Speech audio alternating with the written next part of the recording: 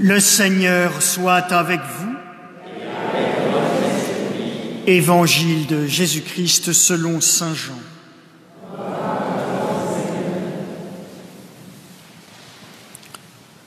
En ce temps-là, Jésus disait à ses disciples : « Quand viendra le défenseur que je vous enverrai d'auprès du Père, lui, l'Esprit de vérité qui procède du Père, il rendra témoignage en ma faveur. Et vous aussi, vous allez rendre témoignage, car vous êtes avec moi depuis le commencement. J'ai encore beaucoup de choses à vous dire, mais pour l'instant, vous ne pouvez pas les porter. Quand il viendra, lui, l'Esprit de vérité, il vous conduira dans la vérité tout entière. En effet, ce qu'il dira ne viendra pas de lui-même, mais ce qu'il aura entendu, il le dira. Et ce qui va venir, il vous le fera connaître. Lui me glorifiera, car il recevra ce qui vient de moi pour vous le faire connaître. Tout ce que possède le Père est à moi. Voilà pourquoi je vous ai dit, l'Esprit reçoit ce qui vient de moi pour vous le faire connaître. » Nous acclamons la parole de Dieu en chantant.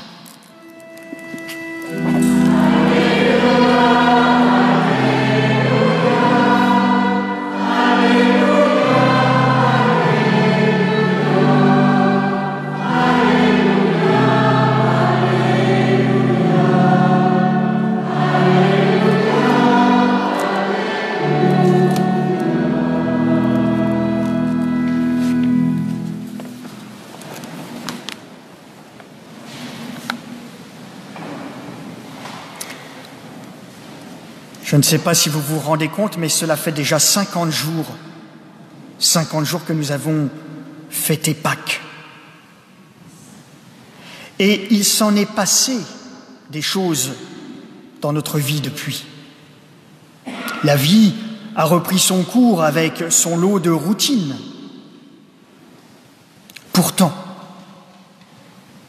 Pourtant, Jésus, que nous avons reçu solennellement à Pâques, a fait de nous ses témoins. Mais avons-nous témoigné? Avons-nous vécu en disciples? Pas sûr du tout. Heureusement, il y a la Pentecôte pour nous sortir de l'endormissement, parce que le Seigneur nous envoie son Esprit pour nous renouveler. Et ce matin, justement, le Seigneur nous lance 3 appels à travers les 3 lectures. Le premier se trouve dans l'Évangile. Quand viendra le défenseur que je vous enverrai d'auprès du Père, lui, l'Esprit de vérité qui procède du Père, il rendra témoignage en ma faveur. Quand il viendra, lui, l'Esprit de vérité, il vous conduira dans la vérité tout entière. Eh bien, frères et sœurs, nous sommes invités à accueillir l'Esprit de vérité, celui qui guide l'Église depuis l'origine. C'est vrai, l'Église s'est souvent trompée dans ses manières de faire ou ses manières d'être. Mais elle a toujours été fidèle à la foi. Toujours fidèle à la foi.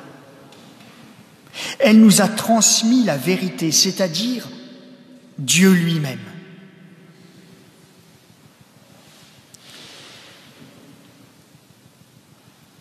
Dieu lui-même, un Dieu 3 fois saint, un Dieu Père, Fils et Esprit, si intimement liés dans une communion parfaite.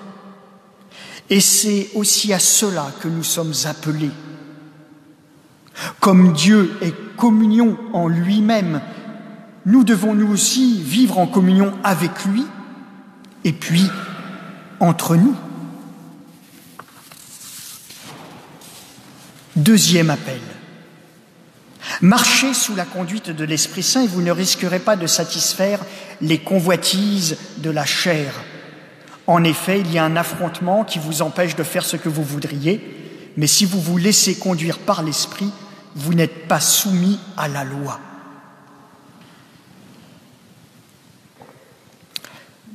Nous avons tous déjà fait l'expérience de nos limites. Rappelez-vous, saint Paul disait « Je ne fais pas le bien que je voudrais, mais je commets le mal que je ne voudrais pas. » Ça nous est tous arrivé. Il y a en chacun de nous une part d'ombre, une part de ténèbres. Mais si l'Esprit Saint domine en nous, alors les ténèbres reculent. Plus nous nous laissons envahir par l'Esprit Saint qui est esprit, qui est vérité et vie, et plus nous pouvons incarner l'amour, la joie, la paix, la patience, la bonté et la douceur. Laissez dominer l'Esprit en nous pour faire reculer les ténèbres. Enfin, troisième et dernier appel, eh bien, nous le trouvons dans la première lecture tirée du livre des Actes. Quand arriva le jour de la Pentecôte, au terme des 50 jours après Pâques, ils se trouvaient réunis tous ensemble. Soudain, un bruit survint du ciel comme un violent coup de vent. La maison où ils étaient assis en fut remplie tout entière. Alors leur apparurent des langues qu'on aurait dites de feu, qui se partageaient, et il s'en posa une sur chacun d'eux.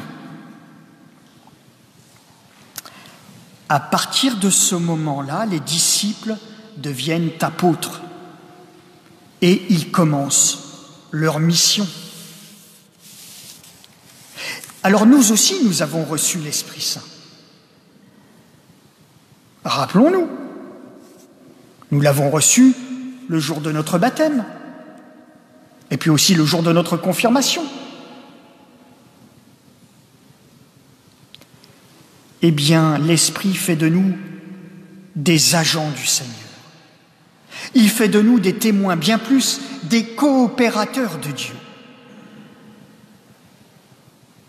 Je ne peux pas taper du poing sur la table, parce que ce n'est pas une table d'abord, et puis je vais me faire mal. Mais il faut le dire fortement, il n'y a pas de consommateur dans l'Église.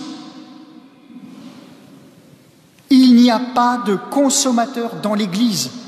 Il n'y a que des acteurs. Il n'y a pas de passifs. Il n'y a que des actifs. Chacun a une place. Chacun a une tâche, un ministère à accomplir dans l'Église.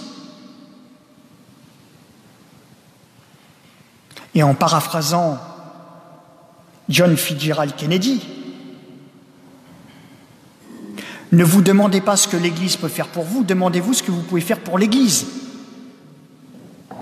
Ne vous demandez pas ce que Dieu peut faire pour vous, demandez-vous ce que vous pouvez faire pour Dieu. Pas de consommateurs ici, que des acteurs, que des gens actifs, animés par l'Esprit. Alors, frères et sœurs, gardons en mémoire ces trois appels que nous recevons en ce jour de Pentecôte. Accueillir l'Esprit qui nous fait comprendre la relation d'amour dans la Trinité, entre le Père, le Fils et l'Esprit. Vivre sous la mouvance de l'Esprit pour devenir enfant de lumière. Et finalement recevoir cette force de l'Esprit qui pousse les baptisés à vivre leur vocation dans le monde. Frères et sœurs, laissons-nous conduire par l'Esprit, car il est puissance de Dieu.